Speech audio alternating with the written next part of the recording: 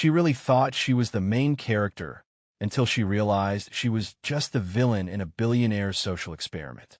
This Lagos big girl just insulted a homeless woman on the street, not knowing that Beggar was actually a pharmaceutical mogul worth billions who was secretly scouting for her son's wife.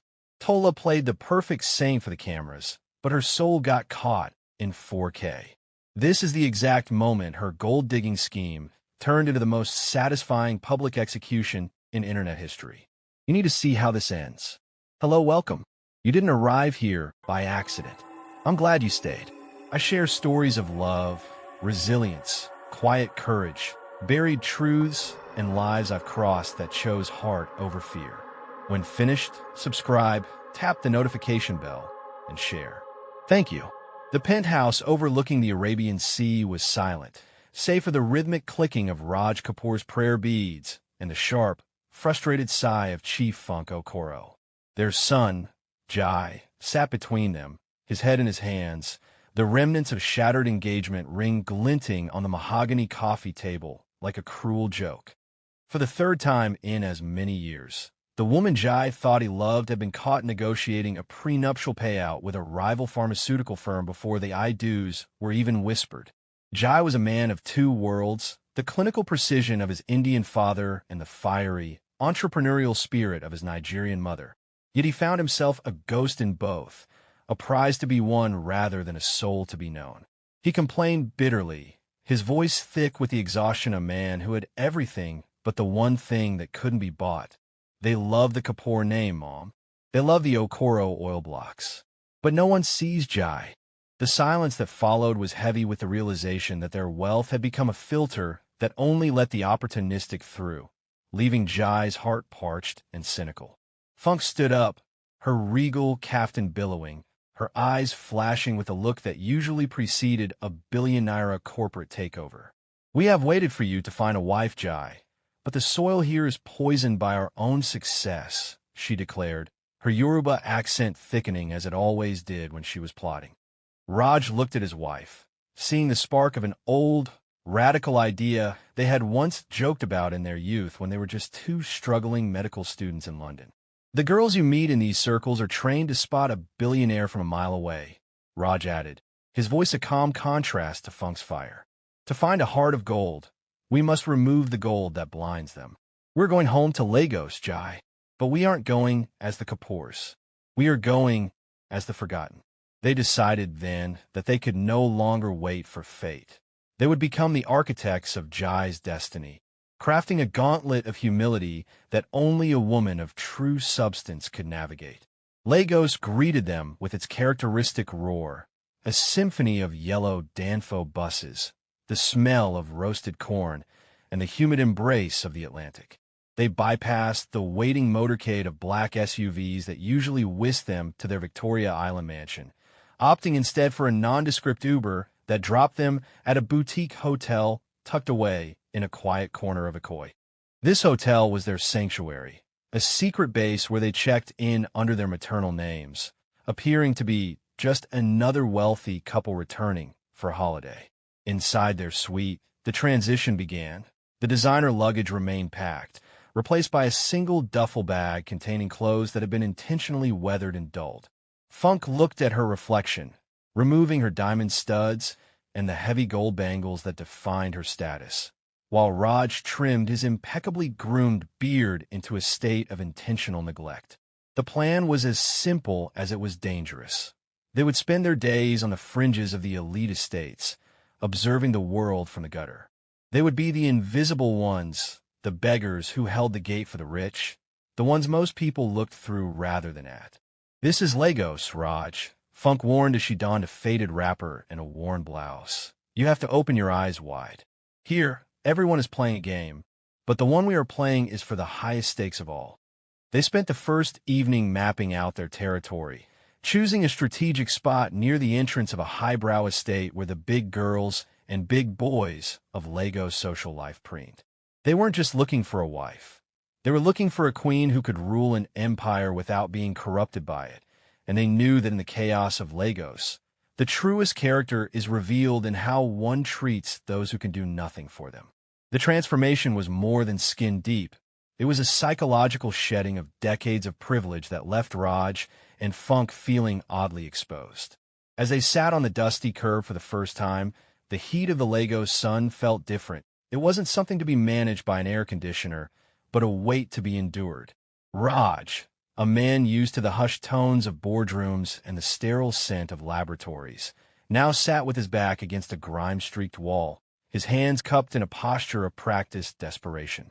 Beside him, Funk played the role of the aging, weary wife, her eyes scanning the faces of the young women who drove past in Range Rovers and Mercedes-Benzes. They were a jarring sight, an Indian man and a Nigerian woman, both aged and seemingly broken by life, a visual representation of a union that had fallen from grace. The first few hours were a masterclass in human invisibility. Hundreds of people passed them, their eyes sliding over the beggars, as if they were part of the urban landscape, no more significant than a pothole or a street lamp. Funk felt a pang of bitterness, realizing how easily she had once ignored people just like her current self, but she pushed it aside, focusing on the mission. They weren't just begging for coins. They were begging for a sign of humanity, a flicker of genuine empathy in a city that often moved too fast for kindness. When a young woman finally tossed a crumpled 20 naira note at them without looking, her face twisted in a mask of disgust, Raj caught Funk's hand and squeezed it. "Not her," he whispered, the scientist in him already beginning to categorize the data of human rejection. They were waiting for the one who would see the person beneath the rags, the one who would pause long enough to recognize that even the broken have a story worth hearing. The dust of the Lekki Ape Expressway seemed to settle into the very pores of their skin, a gritty reminder of their new reality. Raj found the physical toll more taxing than expected. The concrete was unforgiving, and the constant noise of the city was a jarring contrast to the meditative silence of his Mumbai estate. He watched the parade of wealth, the sleek cars, the tinted windows, and wondered if Jai would ever find someone who could look past the gloss. Funk, however, was in her element, her streetwise Nigerian instincts sharpened by the environment. She watched the way people walked, the way they spoke to their drivers, and the way they adjusted their expensive lace wrappers when they thought no one was looking.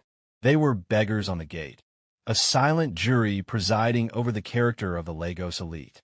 As the sun began to dip, casting long, orange shadows across the road, a silver Porsche slowed down near their spot. The driver, a young woman with perfectly laid edges and oversized sunglasses, leaned out to shout at a street hawker. Her voice was sharp, a weapon used to remind those below her of their place. She didn't even notice the older couple sitting just feet away, her eyes fixed on the horizon of her own ambition. "She has the beauty of a queen but the heart of a debt collector," Funk murmured after the car sped off, kicking up a cloud of red dust. They remained there until the street lights flickered to life, their bodies aching, their resolve tested, yet they returned to their hotel in the dark of night with a strange sense of purpose, washing away the dirt of the street only to prepare to put it back on the next morning. Tola was not a girl who missed details. It was her superpower and her curse. As a Lagos big girl, whose lifestyle was funded by a series of precarious consultancy gigs and the generosity of wealthy boyfriends, she knew that information was the only true currency in the city. When she drove past the interracial beggars for the third time that week, something clicked in her memory. She had seen that Indian man before, not in a gutter, but on the cover of the Lancet or perhaps an international business journal her father used to keep. The face was thinner, the beard was unkempt, but the structure of the jaw and the intelligence in the eyes were unmistakable. She slowed her car, her heart racing not with pity, but with the thrill of a predator who had found a scent. She parked a block away and watched through her rearview mirror. She saw the beggar adjust his posture, and for a split second, he checked a watch that was hidden beneath a dirty bandage on his wrist. It was a Patek Philippe, a model that cost more than a three-bedroom apartment in Lekki. Tola's breath hitched. This wasn't poverty. This was a performance. She began to piece it together. The wealthy often had eccentricities, but a pharmaceutical mogul playing dress-up in Lagos? It could only mean one thing, a test. She knew the stories of billionaires looking for humble wives, and she realized she was standing on the edge of the greatest opportunity of her life. She wouldn't just give them a coin. She would give them a masterpiece of a woman, a saintly figure crafted specifically to win their hearts and their inheritance. The humidity of Lagos afternoon clung to the skin like a wet shroud, but inside Tola's silver Porsche, the air-conditioned chill was as sharp as her predatory instincts. She didn't trail the elderly couple too closely. She was a daughter of the soil, well-versed in the art of the Lagos follow, keeping two Danfos and a Kiki Napep between her bumper and their retreating figures. She watched through narrowed eyes as the beggars, who had spent the day huddled in the dust of the Lekki Gate, suddenly navigated the bustling streets with a gait that suggested purpose rather than exhaustion. They didn't head toward the slums of Aja or the crowded tenements of Bariga. Instead, they moved with a calculated stealth toward a boutique hotel tucked behind a screen of weeping willow trees and high-security walls. This was a place where the rooms cost more per night than a civil servant earned in a year, a sanctuary for those who valued discretion over display. Tola parked across the street, her heart hammering a frantic rhythm against her ribs.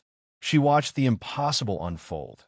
The man she suspected was Dr. Raj Kapoor, the pharmaceutical titan, whispered something to the armed guard at the gate, who immediately snapped to attention and ushered them inside. The rags they wore seemed to meld into the shadows of the lush foyer, and Tola realized with a jolt of electric clarity that she wasn't just witnessing a masquerade. She was looking at a golden ticket draped in burlap. The wait was agonizing. Nearly 2 hours of scrolling through her phone to maintain a facade of boredom while her mind mapped out every possible permutation of this discovery. Just as the sun began to bleed into the Atlantic, a sleek, black G-Wagon with tinted windows glided out of the hotel's underground parking.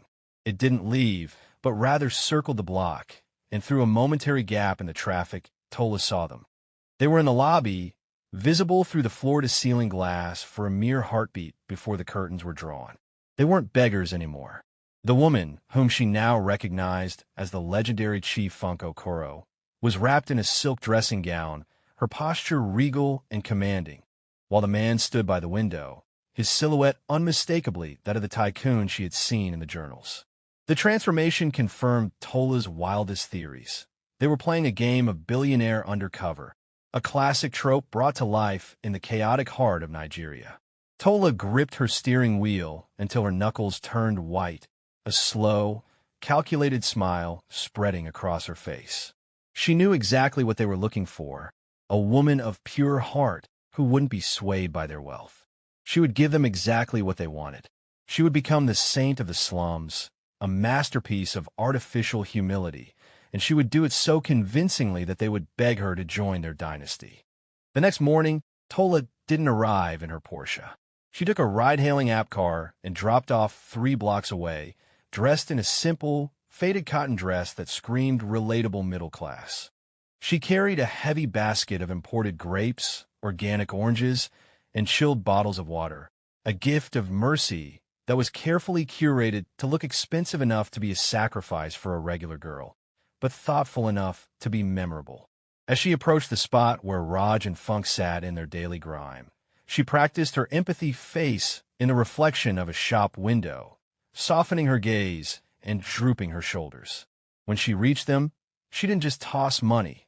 She knelt in the dust, ignoring the way the grit ruined her expensive pedicure. "Good afternoon, Papa. Good afternoon, Mama," she whispered, her voice a soft, melodic trill that she had perfected after hours of watching Nollywood's most beloved good girl archetypes. She offered the fruit with trembling hands, her eyes glistening with unshed tears that she forced up through sheer willpower. "I have seen you here for days, and my heart just couldn't take it anymore. Please take this. It isn't much, but nobody should be hungry in a land of plenty." Raj looked at her, his scientist's mind analyzing the micro-expressions on her face, while Funk's street darling intuition hummed with a low-frequency warning. Yet, Tola's performance was flawless. She didn't ask for their names. She didn't ask for their story. She played the part of the disinterested Samaritan, a rare breed in a city where everyone wanted something. God bless you, my daughter, Funk said, her voice raspy from the dusty air. Tola lingered just long enough to be noticed, wiping a fake bead of sweat from her brow and sighing with a weary grace. She stayed for 20 minutes, listening to the roar of the traffic and complaining softly about how hard the country is for everyone, effectively bridging the gap between her supposed status and theirs. As she stood to leave, she accidentally dropped a small prayer bead, a tactic to ensure she had a reason to return the next day. The parents watched her walk away, her gait humble and slow. She is different from the others, Raj remarked, his voice tinged with a cautious hope. She saw us, Funk. She actually saw us. Funk nodded, though her eyes remained narrowed. Tola had successfully planted the seed of a #1 candidate, unaware that the real test had only just begun. While Tola was busy weaving her web of deception on the streets, the real heartbeat of the story was pulsing through the service corridors of the hotel where Raj and Funk spent their nights.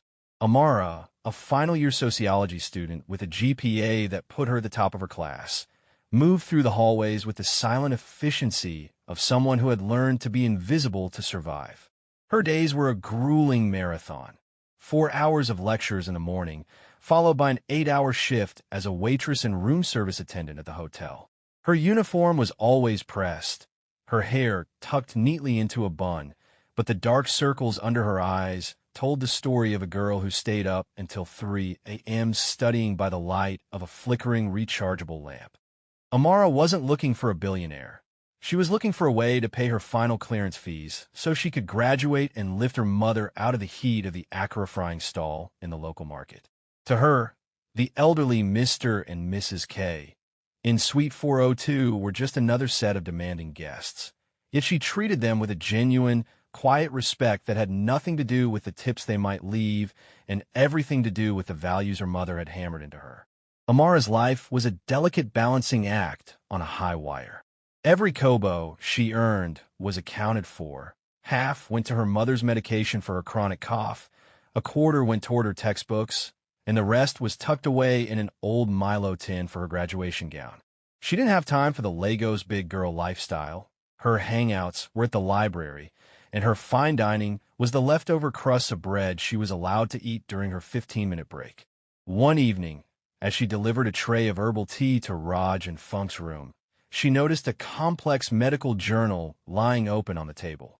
Without thinking, she adjusted the tray and murmured, "That's a fascinating study on the efficacy of indigenous Nigerian flora in pharmaceutical synthesis. Sir, my professor mentioned it last week." Raj looked up, startled.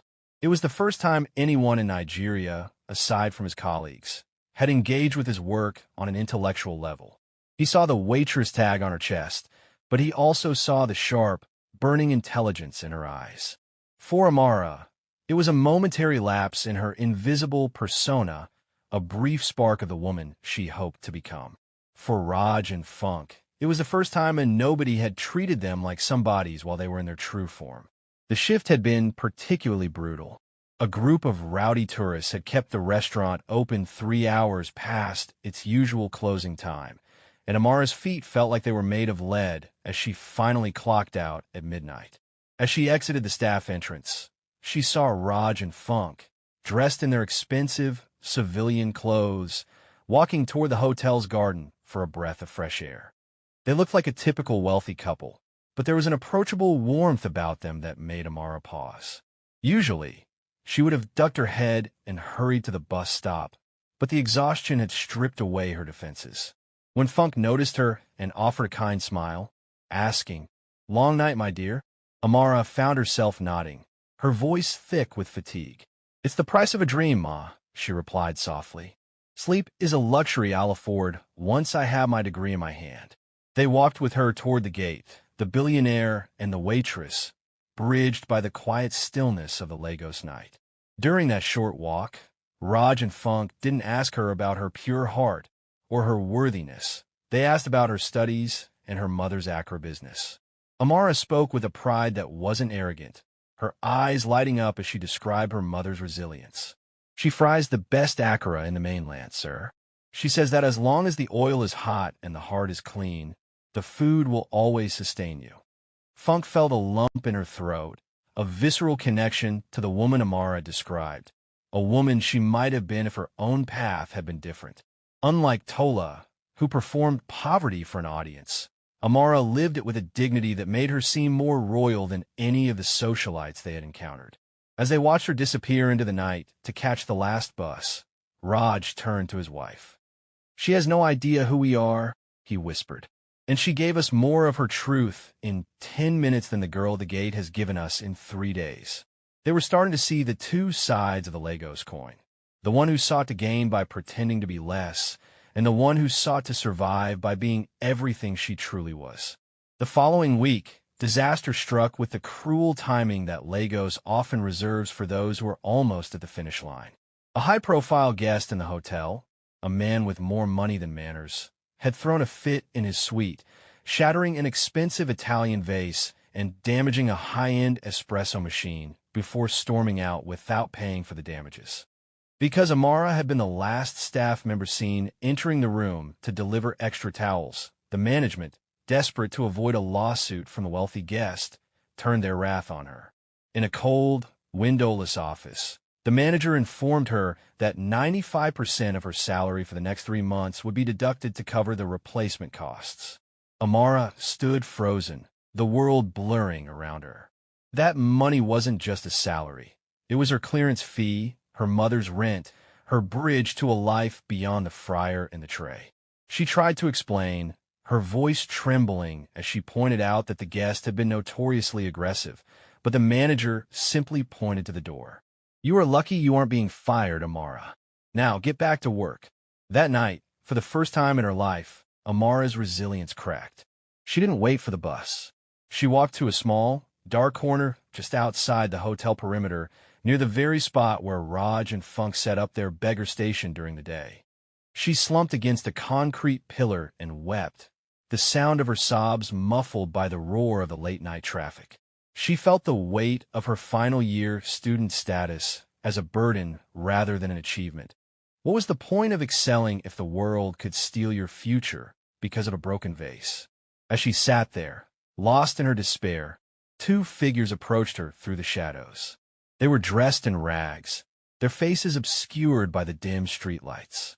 It was Raj and Funk, having just finished their day's shift and heading toward their secret entrance. They saw the girl who had been so full of light just days ago, now collapsed in the dirt. They approached her carefully, for this was Lagos, where even a weeping girl could be a lure. But as they got closer, they recognized the uniform. They recognized the soul. "My daughter, why does the moon find you in tears?" Funk's voice, now in its beggar persona, was a low, soothing balm. Amara looked up, her eyes red and swollen, and saw the interracial couple she had passed a dozen times on her way to work. She didn't see them as a threat. She saw them as fellow travelers in the valley of hardship. In her moment of absolute brokenness, she didn't turn away from their poverty. Instead, she reached in her bag and pulled out a small packet of biscuits she had saved for her dinner. "I'm sorry, Mama," she choked out, wiping her eyes. I'm tired, but you and Papa must be hungry. Please take this." The irony was sharp enough to cut. The girl whose life had just been financially ruined was offering her last morsel of food to the billionaires who were testing her. Raj took the biscuits with a hand that trembled with genuine emotion. He had seen Tola's expensive fruit baskets, but those were investments. This was a sacrifice. They sat with her on the cold ground for over an hour. Amara poured out her heart, telling the poor old couple about the vase, the manager, her mother's Acura, and the fear that she would never get her degree. She didn't know she was speaking to the man who owned the very pharmaceutical company that could fund 1,000 degrees, or the woman who could buy the hotel and fire the manager with a single phone call. She just wanted to be heard. "They think because we are at the bottom, they can step on us to reach the top," Amara said, her voice regaining a sliver of its strength. "But my mother says the ground is the only place where you can't fall from." Raj and Funk exchanged a look in the dark, a silent communication of profound realization. They had come to Lagos to find a wife for their son, but they were finding their own humanity reflected in the eyes of a girl who had every reason to be bitter but chose to be kind. As Amara finally stood up to head home, she pressed a few crumpled Naira notes into Funk's hand, money she literally couldn't afford to lose. For your tea, Mama. Please stay safe. Unaware of the shift in the parents' hearts, Tola decided it was time to close the deal. She had spent the last few days investigating the hotel further and had even managed to bribe a junior receptionist to confirm that the Kapoor couple was indeed looking for a bride for their son, Jai, who was expected to arrive in Lagos any day. Tola knew she needed to escalate her saintliness. She arrived at the gate in a hired, beat-up Toyota, claiming her Porsche was in the shop because she had used her repair money to help an orphanage. She invited Raj and Funk to a modest lunch at a small garden she had rented for the afternoon, decorated to look like a humble but clean family home. She had hired an elderly woman to play her ailing grandmother, creating a tableau of domestic virtue that was designed to tug at every heartstring the Kapoors possessed. The lunch was a symphony of calculated perfection. Tola served them herself, refusing to let the grandmother lift a finger, and spoke at length about her passion for philanthropy and her disinterest in the material world. She was articulate, charming, and possessed the kind of polished beauty that would look stunning on a billboard or at a high-society gala. "I just want a simple life," Tola lied, her eyes downcast as she sipped her water. "A life where love and character matter more than bank accounts." Raj and Funk played along, asking probing questions that Tola answered with the precision of a seasoned politician. On paper, she was the perfect candidate, #1 in every measurable category. She was streetwise, she was kind, and she was undeniably smart. But as they left the lunch, Funk whispered to Raj, "She's like a perfect diamond." Raj, "Beautiful, hard, and cold." But the other one, the waitress, "She's like the soil. You can grow a life in her." The stage was set for the son's arrival, and the tension between the perfect lie and the painful truth was reaching its breaking point. Jai Kapoor landed at Murtala Mohammed International Airport with the weary resignation of a man going to his own execution. He had heard his parents' reports, the saintly Tola and the mysterious waitress, and he found himself doubting both. To him, Lagos was a city of masks, and he was tired of trying to see behind them. His parents met him at the hotel, no longer in their rags, but in the quiet luxury of their suite. They briefed him on the plan. He would meet Tola in a stage encounter at a high-end lounge where she would think she was running into a wealthy man, and he would observe Amara while she worked at the hotel, unaware of who he was. "One is a dream," Funk told him, "and the other is a reality. You must decide which one you want to wake up to." The first meeting with Tola was a whirlwind of practiced charm. She happened to be at the lounge, looking radiant in a dress that cost more than Amara's tuition. When they were introduced by a mutual friend, she acted surprised, playing the part of the sophisticated but humble beauty to perfection. Jai was impressed. She was witty, shared his interests in international art, and seemed to possess a rare depth. But later that night, as he returned to the hotel, he saw Amara. She was clearing a table in the lobby, her movements sluggish from another double shift, her face pale. She didn't see him as a billionaire. She saw him as a guest who had dropped a pen. She picked it up and handed it to him with a tired, genuine smile that reached her eyes despite the exhaustion. "Here you go, sir, have a restful night." There was no performance, no angelic lighting, just a girl doing her job with a grace that felt like a quiet prayer. In that moment, the biggest wedding in Lagos began its slow, inevitable march toward a revelation that would shatter the city's social foundations. The contrast between the two women was like comparing a meticulously curated museum exhibit to a wild, untamed sunrise. Jai's accidental date with Tola took place at a rooftop lounge in Victoria Island, where the breeze smelled of expensive sea salt and ambition. Tola was a symphony of perfection. She spoke of her charity work with a rehearsed humbleness that would have fooled a saint, her eyes never leaving Jai's as she spun a narrative of a woman who desired nothing but a simple life filled with purpose. She knew exactly when to laugh, when to touch his arm with a feather-light grace, and when to look away with a sigh of staged vulnerability. To any observer, They were the it couple of Lagos, the biracial prince and the philanthropic queen. Yet, for Jai, the experience felt strangely hollow, like eating a beautifully decorated cake made of cardboard. Every word she spoke seemed to have been run through a focus group for maximum appeal. When a waiter accidentally spilled a drop of wine on the table, Jai caught a flash of pure, icy venom in Tola's eyes before she quickly masked it with a gracious smile for his benefit. It was a glitch in the simulation, a momentary crack in the porcelain facade that left Jai feeling more like a target than a person. Later that evening, the scene shifted from the sterile luxury of the rooftop to the humid, bustling lobby of the hotel. Jai sat in a dark corner, nursing a drink and watching Amara. There was no candlelight, no curated playlist, and certainly no script. Amara was in the weeds. A large wedding party had just checked in, and she was moving with a frantic but focused energy, balancing trays and navigating the demands of exhausted guests. She didn't see Jai watching her.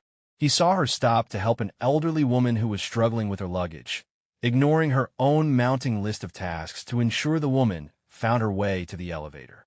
He saw her lean against a pillar for 5 seconds, closing her eyes and taking a deep, shaky breath before squaring her shoulders and diving back into the fray. When she finally noticed him, she didn't try to charm him or strike a pose. She simply gave him a small, tired nod of recognition, the silent camaraderie of two people awake in the middle of a sleeping world. There was a raw, unvarnished honesty in her exhaustion that felt more intimate than anything Tola had whispered over cocktails. Jai realized that while Tola was fighting to win his world, Amara was simply fighting to survive hers, and strangely, it was the latter that made him want to stand by her side. The Beggars test moved into its final, most aggressive phase. Raj and Funk decided to push the boundaries of Tola's patience to see if her saintly mask could withstand the true grit of the streets. They arranged for Tola to meet them near a crowded market, far from the manicured lawns of the Lecky estates. The heat was oppressive, the air thick with the smell of diesel and dried fish. As Tola stepped out of her car, her face was already tight with a suppressed disgust that she struggled to hide under her usual mercy expression. Raj and Funk, appearing more disheveled and burdensome than ever, began to complain, Raj about a phantom pain in his leg, and Funk about the noise. They watched as Tola's kindness began to fray at the edges. When a real street urchin, a small boy with dirt-streaked cheeks, tugged at Tola's expensive silk skirt begging for a coin, the mask didn't just crack. It shattered. "Get away from me, you filthy brat," she hissed, her voice cutting through the market noise like a whip, her hand raised as if to strike. She caught herself a second later, glancing at the beggar parents with a panicked smile, but the damage was done. The venom was out of the bottle, and the saint of the slums stood revealed as a woman who only loved the poor when they were a prop for her own ego. The parents remained silent, their eyes communicating a grim finality. They had seen enough. Tola attempted to pivot, spinning a frantic story about safety and tough love, but the air between them had turned cold. Funk felt a wave of sadness. Tola was a product of a city that taught women that they had to be predators to avoid being prey, but her lack of basic humanity for those she deemed below her made her a dangerous choice for an empire built on the healing of others. They watched her drive away, her tires kicking up the very dust she so clearly despised. "She would spend our fortune on fences to keep the world out," Raj whispered, his heart heavy. "She doesn't want to be a Kapoor to help. She wants to be a Kapoor to be untouchable." The experiment had succeeded in exposing the fraud, but it left them wondering if the genuine article, the woman of substance they sought, was truly a myth in the every-man-for-himself culture of the Lagos elite. They turned their focus back toward the hotel, toward the girl who had shared her last biscuits in the dark, wondering if she, too, would falter when the stakes were finally revealed. While Tola was losing her grip on her performance, Amara was facing a trial of a different sort. It was her mother's birthday, and despite the crushing debt she owed the hotel, Amara had managed to scrape together enough to bring a small feast of her mother's famous akara to the city. As she finished her shift, she didn't head to a party or a lounge. She went straight to the spot where she had last seen the interracial beggars. She found them sitting in the shadows of a shuttered shop, looking weary and defeated. Without a word, she sat down on the ground beside them, ignoring the dirt on her uniform. She opened a warm, grease-stained paper bag, and the aroma of freshly fried bean cakes filled the evening air. "My mother says akara is the food of the heart," she said, her voice soft and steady. "She made these this morning. Please, Papa Mama, eat with me. Today is a day for celebrating life, even when it's hard." She broke the warm cakes into pieces, serving the billionaires with the same reverence she would a king. The silence that followed was the most profound moment of the entire journey. Raj and Funk ate the akara, the humble street food that tasted of spice, smoke, and genuine love, and felt a lump in their throats that had nothing to do with the food. Amara sat with them, sharing stories of her mother's market stall, her dreams of using her sociology degree to build community centers, and her quiet refusal to let the hotel's cruelty turn her heart to stone. "They can take my salary, but they can't take my peace," she told them, her eyes reflecting the flickering light of a nearby street fire. She didn't know that Jai was watching from a car across the street, his heart finally finding the anchor it had been searching for. She didn't know that the poor beggars were mentally signing over the keys to a kingdom as they chewed. In that moment, the moral pivot was complete. Amara had passed the test she didn't even know she was taking, proving that true wealth is not what you keep, but what you are willing to share when you have nothing left. The parents knew their mission was over. It was time to drop the rags and let the lion see the sun. The transition from the street to the ballroom began with two very different invitations. Tola received a call from a high-society fixer she had been courting, informing her of an exclusive, secret gala at the Eco Hotel hosted by a mysterious international pharmaceutical family, looking to announce a massive Nigerian investment. Tola, believing her investment in the beggars had finally paid off, spent her last savings on a dress that was a shimmering armor of gold sequins, convinced that this night would be her coronation. She imagined the beggars were just a side quest, and that the real prize would be Jai at the gala. Meanwhile, Raj and Funk, in their beggar personas, approached Amara one last time outside the staff entrance. "My daughter," Funk said, handing her a simple, sealed envelope. "A relative of ours is having a celebration. They need a few extra hands to help manage the VIPs, and the pay is more than your 3-month debt. Please come. Wear something nice, and just be yourself." Amara hesitated. She was exhausted, and the idea of working another event felt like a mountain she couldn't climb. But she looked at the old couple and saw a strange, twinkling urgency in their eyes. She thought of her mother's rent and her final clearance fees. "I'll be there, Mama," she promised. She went home and pulled out the one decent dress she owned, a simple, deep green African print gown that her mother had sewn for her graduation. It wasn't silk, and it didn't shimmer with sequins, but it fit her like a second skin and made her eyes look like moss-covered stones. As the night of the gala arrived, the two women headed toward the Eco Hotel from opposite ends of the city, one fueled by the cold fire of greed, the other by the quiet hope of a student trying to buy back her future. The air in Lagos was electric, a storm brewing in the Atlantic that mirrored the social upheaval about to take place in the grandest ballroom in the country. The Eco Hotel ballroom was a sea of white orchids, crystal chandeliers, and the who's who of the Anglo-African elite. Tola moved through the crowd like a shark in silk, her eyes scanning for the Kapoors, her heart pounding with the anticipation of her win. She saw the flashbulbs at the entrance and straightened her back, ready for a close-up. But as the lights dimmed and the master of ceremonies took the stage, the room fell into a stunned silence. "Tonight," the MC announced, "we celebrate the return of the Kaporo Koro family to their roots." The massive LED screens behind the stage flickered to life, showing a montage of the last month. Grainy, hidden camera footage of two beggars sitting in the dust of Lekki. The crowd gasped. Tola froze, her champagne glass trembling in her hand as she saw herself on the screen. The moment she had hissed at the street child, the moment she had looked at the beggars with thinly veiled contempt. The footage then shifted to Amara, sharing her akara, weeping in the dark, and treating the poor with a dignity that brought a hush to the room. Then, the doors at the back of the stage swung open. Out walked Dr. Raj Kapoor and Chief Funk Okoro, dressed in regal, custom-made traditional attire that cost more than Tola's entire life. They were flanked by Jai, who looked every bit the crown prince in a sharp, tailored tuxedo. The beggars were gone, replaced by the moguls they truly were.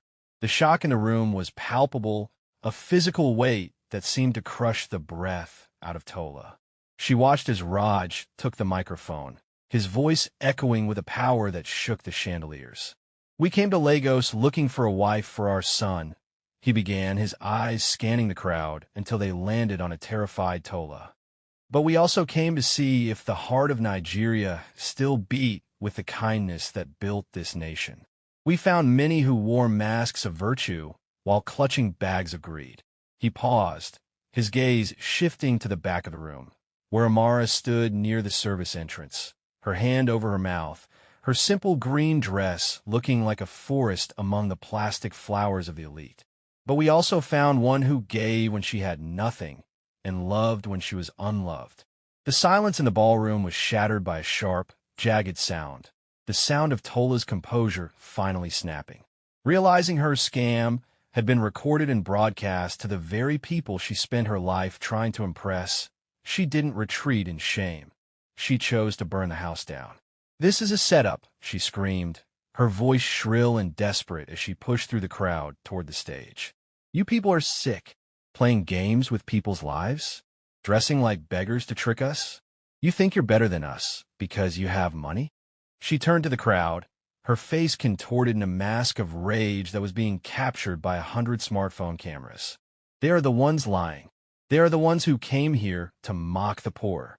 I was the only one who cared." She lunged toward the stage, but security quickly intercepted her. As she was being led away, she caught sight of Amara, the lowly waitress, being ushered toward the stage by Funk herself. The irony was a physical blow. The girl she had looked down upon was now the one being crowned. Tola's crash out went viral within minutes. The video of the Lagos big girl losing her mind at the Kapoor Gala began to trend globally, a cautionary tale of greed and the undercover billionaire trope played out in real time. Outside the hotel, as she was tossed into the humid Lagos night, Tola realized that her reputation was erased, her consultancy gigs were over, and she had become the most mocked woman in the country. Inside the ballroom, the atmosphere changed from shock to a strange, hushed reverence. Amara stood on the stage, her legs shaking, her simple dress a stark contrast to the opulence around her. She looked at Raj and Funk, not as the beggars she had fed, but as the parents of the man she had felt a strange, quiet connection with in the hotel lobby. "I didn't know," she whispered, her voice caught her throat. Jai stepped forward, taking her hand in front of the flashing cameras. "I know you didn't," he said, his voice a warm anchor. "That's why you're the only one who belongs here." The wedding of Jai Kapoor and Amara was not just an event. It was a cultural phenomenon that Lagos would talk about for decades. It was a fusion of two worlds, the vibrant, rhythmic energy of a Nigerian traditional wedding and the elegant, storied traditions of an Indian ceremony. The Eco Hotel was transformed into a paradise of marigolds and coral beads, a testament to the biracial heritage of the groom and the resilient spirit of the bride. Amara's mother, no longer frying akara in the heat of the market, sat in the front row in a lace wrapper that glowed like the sun, tears of joy streaming down her face as she watched her daughter walk toward a future she had only dared to dream of. The guests weren't just the elite. The Kapoors had invited the hotel staff, the street hawkers who had shown them kindness, and the very professors who had taught Amara, turning the biggest wedding in Lagos into a celebration of the community that had raised a queen. As the sun set over the Atlantic, casting a golden glow over the festivities, Jai and Amara stood on the balcony, looking out at the city that had tested them both. The story had trended for weeks, the beggar's blessing becoming a symbol of hope in a city that often felt cynical. Amara's clearance fees were paid. Her mother's business was now a chain of modern community kitchens, and she was preparing to launch the foundation she had once described to two beggars on a dusty curb. "You saved me," she whispered to Jai, but he shook his head, looking at his parents who were dancing in the center of the room. "No, Amara," he replied, his voice thick with a hard-won peace. "You saved us. You reminded us that the only thing worth inheriting is a heart that knows how to give." The beggar's blessing was complete, a viral story of truth over artifice, proving that in the end, the most powerful disguise is not rags, but the simple, unadorned beauty of soul that refuses to be bought. Tola implodes on camera. A billionaire prank becomes a national scandal. The girl with the acra? Crowned. You want receipts, reactions, and the viral meltdown? Subscribe now so you don't miss the footage tomorrow that broke Lagos.